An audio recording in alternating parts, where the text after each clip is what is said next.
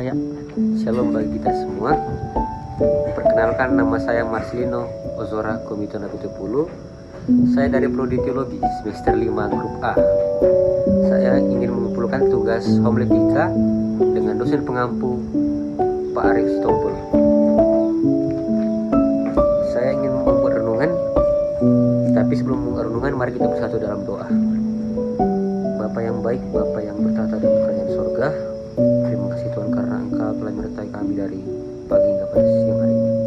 Tuhan, kami ingin mendengarkan firman-Mu, kiranya apa yang kami baca dan kami dengar dapat kami pahami dan dapat kami lakukan dalam kehidupan kami sehari-hari ya Tuhan. Inilah doa anak-Mu, dalam nama Yesus Kristus dan Juru Selamat kami hidup. Amin. Firman Tuhan untuk kita pada hari ini yang tertulis di dalam Ibrani 10 ayat yang ke-36 sampai dengan ayat yang ke-39. Mari kita buka kitab kita, saya akan membacanya. Demikian firman Tuhan. Sebab kamu memerlukan ketekunan, supaya sesudah kamu melakukan kehendak Allah, kamu memperoleh apa yang dijanjikan itu. Sebab sedikit, bahkan sangat sedikit waktu lagi, dan Ia yang akan datang sudah akan ada, tanpa menangguhkan kedatangannya. Tetapi orangku yang benar akan hidup oleh iman, dan apabila ia mengundurkan diri, maka aku tidak berkenan kepadanya. Tetapi kita bukanlah orang-orang yang mengundurkan diri dan binasa, tetapi orang yang percaya dan yang beroleh hidup. Judul renungan yang saya bawa pada hari ini yaitu kita memerlukan ketekunan. Saudara-saudara yang terkasih di dalam nama Tuhan Yesus Kristus, surat kepada orang Ibrani ini menghadirkan pesan yang terletak dalam konteks teologis dan historis komunitas Kristen Yahudi di masa-masa awal gereja. Penulis surat ini membangun argumen untuk menumbuhkan keunggulan Kristus dan kebenaran Kristen di atas hukum Taurat. Konteks historis surat ini dapat ditemukan dalam situasi sosial dan teologi yang dihadapi komunitas yang dituju. Para penerima surat mungkin adalah orang Kristen Yahudi yang mengalami tekanan dan ancaman dari masyarakat Yahudi yang tidak menerima ajaran tentang Yesus sebagai Mesias. Kebanyakan dari mereka tergolong orang-orang yang sudah mengenal hukum Musa, dan surat ini berusaha menjelaskan bahwa dalam Kristus mereka memiliki sesuatu yang lebih baik.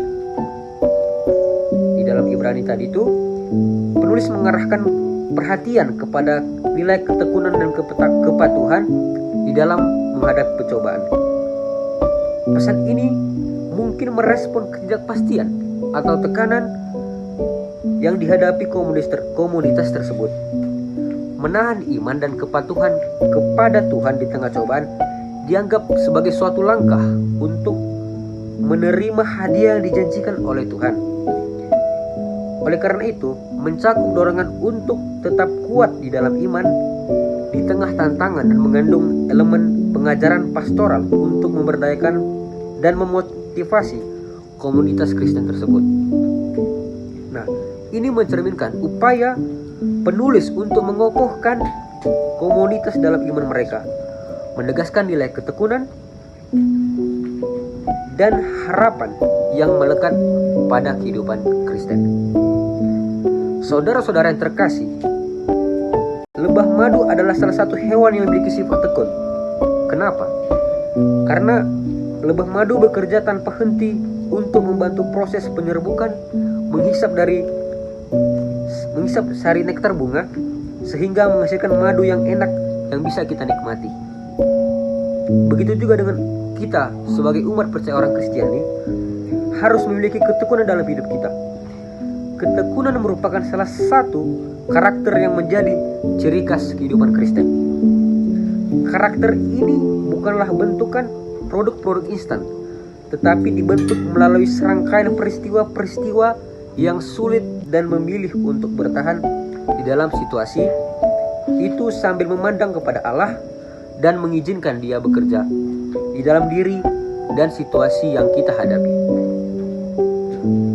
Sebagai orang Kristen, kita harus memiliki ketekunan.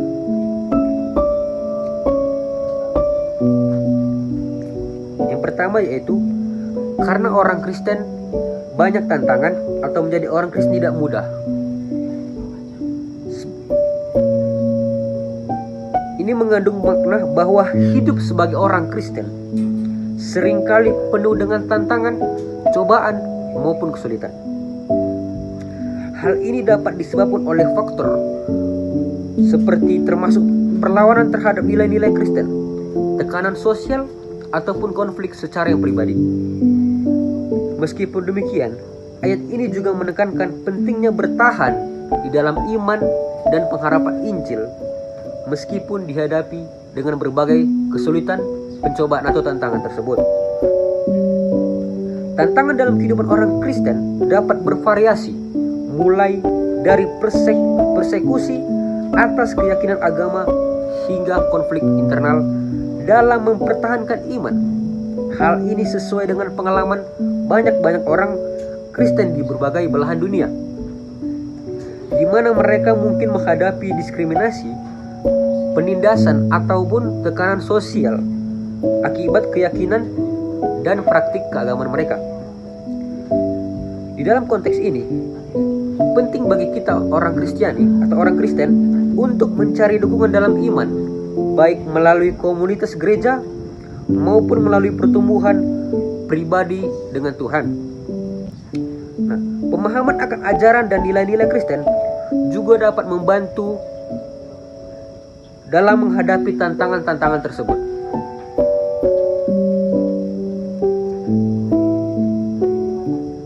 Ada cara untuk menghalangi ini, yaitu dengan membiarkan iman yang teguh dan memiliki ketekunan di dalam Kristus Yesus. Jika seseorang hendak mengalahkan iblis sebagai pencoba, pendakwa atau penganiaya, maka harus melawan dia dengan iman yang teguh. Jika iman seseorang goyah, maka sebagai orang Kristen itu tidak apa-apa, karena itu menggunakan, kalau iman kita lemah, maka kita akan goyah, kita gampang dicobai dan dapat dimanfaati seperti itu. Dalam segala keadaan, pergunakanlah perisai iman. Serangan iblis dan kegodaan manusia dapat menjadi peluang untuk kita memperkaya iman kepada Tuhan dan bertindak dengan baik dalam mengatasi tantangan dan provokasi yang dilakukan oleh iblis ataupun palsu-palsu lainnya. Saudara-saudara terkasih dalam nama Tuhan Yesus Kristus, hari ini kita belajar ada 3 poin yang bisa saya bawa untuk kita hari ini. Yaitu yang pertama, tekun di dalam iman. Nah, di dalam konteks tekun dalam iman ini mengacu kepada kegigihan kita dan ketekunan seseorang dalam mempertahankan dan mempraktikkan iman Kristen mereka. Artinya, mereka diingatkan untuk tidak tergoyahkan ataupun tidak gampang dimanfaatkan ataupun kehilangan keyakinan mereka terhadap Injil meskipun dihadapi dengan tantangan ataupun godaan tadi. Kita harus tetap setia di dalam Kristus Yesus. Jangan pernah mau menggantikan Yesus di dalam hidupmu. Kita ini tidak apa menuju kebaktian, tetapi kita harus mati dalam Kristus Yesus. Maka dari itu, hiduplah di dalam Tuhan. Di dunia sekarang ini banyak sekali tantangan atau cobaan yang kita hadapi yang membuat kita tergoda untuk meninggalkan Yesus, seperti tawaran pekerjaan ataupun jodoh beda agama dan lain-lain. Tapi ingat, jangan pernah mau meninggalkan Yesus hanya karena itu, karena Yesus punya segalanya. Yang kedua, tekun di dalam doa. Pada dasarnya, tekun dalam doa ini mengacu pada kegigihan dan konsistensi dalam berdoa. Ini mengajak orang percaya untuk tidak hanya berdoa secara sporadis, tetapi untuk menjaga konsistensi dalam berkomunikasi dengan Tuhan. Nah, doa ini disarankan untuk berdoa dengan sikap syukur, mengekspresikan rasa terima kasih kita kepada Tuhan dalam doa. Dengan mempraktikkan ketekunan dalam doa dan sikap syukur, orang percaya diharapkan memperkuat hubungan spiritual mereka dengan Tuhan. Tuhan mau kita bertekun di dalam doa. Ada yang berkata bahwa doa itu adalah napas hidup orang Kristen. Berarti kalau kita nggak berdoa, kita nggak bernapas secara rohani, sehingga iman kita tidak dewasa. Berdoa jangan hanya kalau butuh Tuhan. Begitu juga dengan kita, pasti nggak suka kalau ada teman kita yang pasti datang kepada kita saat butuh saja. Stop mempermainkan Tuhan. Di dalam Alkitab ada tertulis, tetaplah berdoa. Berdoa itu bukan meminta, tetapi komunikasi kita dengan Tuhan supaya kita mengerti kehendak Tuhan. Kualitas doa kita akan menentukan kualitas hidup kita. Ketika saudara punya kualitas yang baik dengan Tuhan, maka kualitas hidup saudara juga akan berbeda dengan orang lain. Jangan lewatkan satu hari pun di mana saudara tidak duduk di kaki Tuhan untuk berdoa kepada Tuhan. Yang ketiga, atau poin yang terakhir, yaitu tekun di dalam pembacaan Alkitab. Dunia ini penuh dengan kegelapan. Oleh karena itu, firman Tuhan itu adalah penerangan bagi kita di hidup kita yang gelap ini, ataupun di dunia yang gelap ini. Di dalam Amos 5 ayat 24 berkata, tetapi biarlah keadilan bergulung-gulung seperti air dan kebenaran seperti sungai yang selalu mengalir. Nah, firman Tuhan ini mengajarkan kita, biarlah kebenaran Tuhan menggulung kami, biar kita hanyut di dalam firman Tuhan. Artinya kita ikut di dalam firman Tuhan. Kunci dari hidup berhasil adalah ikut firman Tuhan, menaati firman Tuhan. Ketika kita hidup dalam kebenaran, maka berkat Tuhan akan turun dalam hidup kita. Saya ada tips ketika teman-teman membaca Alkitab sampai habis, maka bacalah 3 pasal dalam satu hari. Maka akan habis dalam Alkitab itu baca dalam 1 tahun. Oleh karena itu, mari kita tekun dalam pembacaan Alkitab, karena pasti berkat Tuhan akan turun bagi kita juga. Jadi, saudara-saudara yang terkasih di dalam nama Tuhan Yesus Kristus, Ibrani 10 ayat 36 sampai 39 ini tadi mengajarkan kita ketekunan adalah kunci untuk mengatasi tantangan dan ujian di dalam hidup kita. Ayat ini mengajarkan bahwa dengan mempertahankan ketekunan, kita akan menerima janji Tuhan. Ketekunan dalam iman, doa, dan mau membaca Alkitab tadi, serta pelayanan adalah landasan kuat untuk menghadapi setiap rintangan.